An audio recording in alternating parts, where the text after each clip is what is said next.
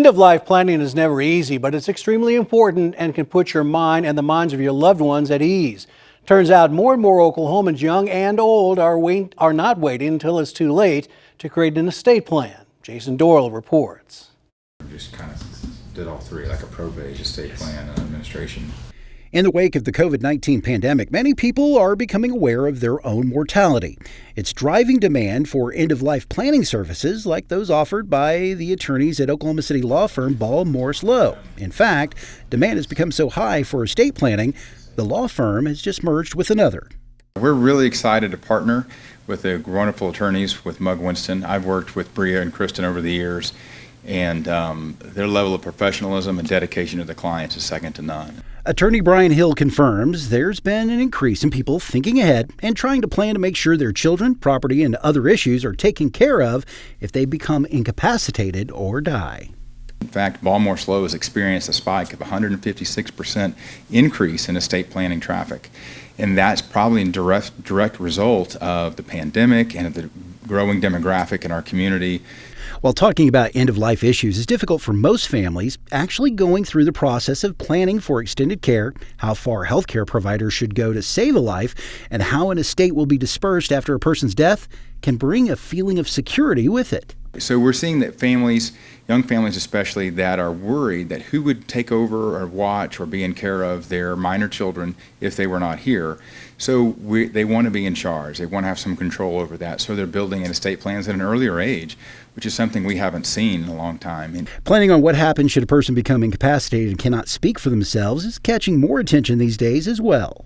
At least it gets you to thinking, hey, if I fell and hit my head and couldn't speak for myself, who do I want speaking for me? Have I talked to my spouse about my wishes? Have I talked to my kids, which is very important? You may have family members that come in and disagree, and there you have a problem. Elizabeth Dorn has been a licensed clinical social worker within hospice services for 14 years. As a social worker in hospice, you're kind of providing people with emotional and social support and that kind of bereavement counseling. But you're also getting into areas of things like the advance directive. That advance directive can make it very clear what a person wants to be done if he or she can no longer make those health care decisions. We don't really deal with it as we should in this society. I think we're doing a little bit better job maybe since the pandemic, because things happen so quickly during that period with people, and maybe they are realizing, hey, this does happen to somebody in their 30s. The pandemic also created a surge for funeral homes. These days, things are beginning to return to a more normal pace. COVID's kind of behind us, and getting things back to normal, and business as usual. John Ireland says more people have become interested in planning their funerals to take that burden from loved ones. Opened a lot of people's eyes that, life is fragile. And you've heard the old saying, here today, gone tomorrow.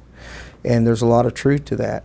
And so people really started to get things in order, wanted to get, their life in order, wanted to get things planned out. And we've seen a big jump in prepaid funeral plans. Prepaid funeral plans are backed by an insurance company to make sure services will be the way they were planned. It also makes plans transferable to anywhere in the country. So if, say, someone takes out a plan here and their children live in Florida, they decide they want to retire and leave Oklahoma, go to Florida with their kids, the death occurs down there, the plan can just be transferred down there. From estate planning to medical advance directives to funerals, planning ahead can save emotional strife as well as financial costs. People say, I can't afford it, I don't know what it costs, or I don't have enough assets. And in reality, doing estate planning is a lot more economical and affordable than even a basic probate. Jason Doyle, The Oklahoma News Report.